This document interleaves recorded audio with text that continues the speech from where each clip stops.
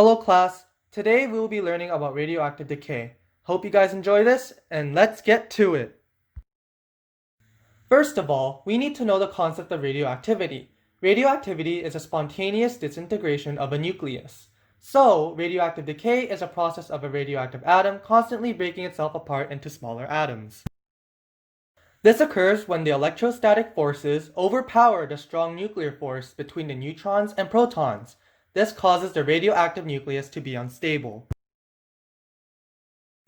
As this reaction is occurring, the radioactive nucleus emits smaller particles or electromagnetic waves.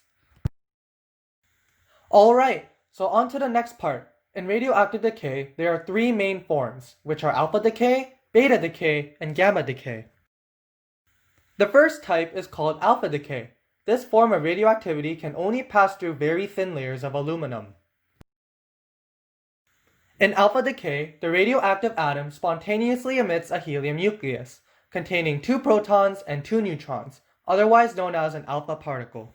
So, as the element is undergoing alpha decay, the mass number is lowered by 4 and the atomic number is lowered by 2 for the new product. The second type is known as beta decay. In beta decay, the particles can penetrate through thicker layers of aluminum. Unlike alpha decay, only emitting their particles, beta decay can either emit or capture the beta particle. The beta particle can either be an electron or a positron, which is an electron that has a positive charge. Yep, you heard me right, an electron with a positive charge. So firstly, in a beta negative decay, emitting an electron, the atomic number increases by 1, however the mass number remains the same as the reactant. In a beta positive decay, emitting a positron, the atomic number decreases by 1 instead of increasing, due to the change in charge. However, the mass number remains the same. Alright, so far I showed you guys beta decays where the beta particle is emitted. There is one more type of beta decay, which is when the electron is captured by the nucleus. This is known as electron capture. It is when an electron combines with a proton to produce a neutron. Notice how the atomic number decreases when the electron is captured, whereas when the electron is emitted, the atomic number increases. Finally, the last type of decay is called gamma decay. This one penetrates the most out of all the 3 decays.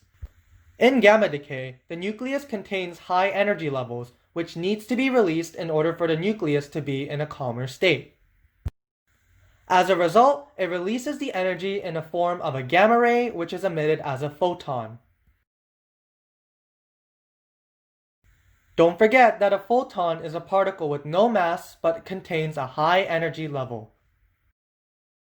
So continuing on, unlike alpha and beta decay, gamma decay does not increase nor decrease the atomic number and mass number of the products and reactants.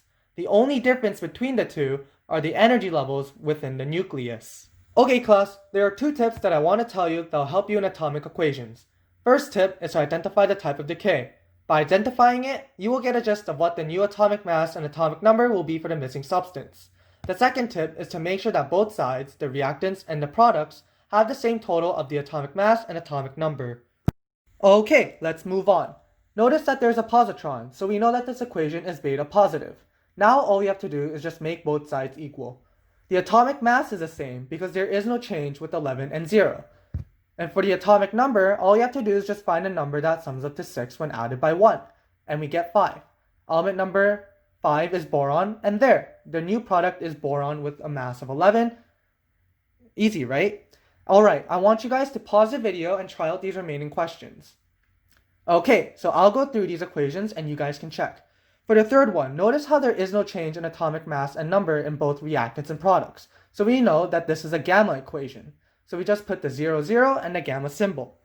For the last one, we know that this is an alpha decay because it contains a helium nucleus. Now all you have to do is just make both sides equal. So what plus 4 would give us 214? Well, 214 minus 4 is 210, so we put 210 for the atomic mass. For the atomic number, what plus 2 would give us 82? Well, that's easy. It will be 80. So we put 80 for the atomic number. What element is number 80? It's mercury, so we just put mercury's symbol. There you go. As long as you make sure that both sides are equal and identify the decay, you will do these equations in no time. Weren't the atomic equations fun and interesting? Now, before we end, there is one more topic I want to go through, which are the biological effects of radioactive decay. Unfortunately, radioactive decay is dangerous to any living tissue because the radiation can ionize or break apart the electrons from the atoms. This is known as ionizing radiation. So, when the radiation touches or comes in contact with the living tissue, it can result in some bad things, such as severe burns, tumors, and hair loss. Alright, that was the end of today's lesson. Hope you guys enjoyed it, and I'll see you guys tomorrow. Bye guys!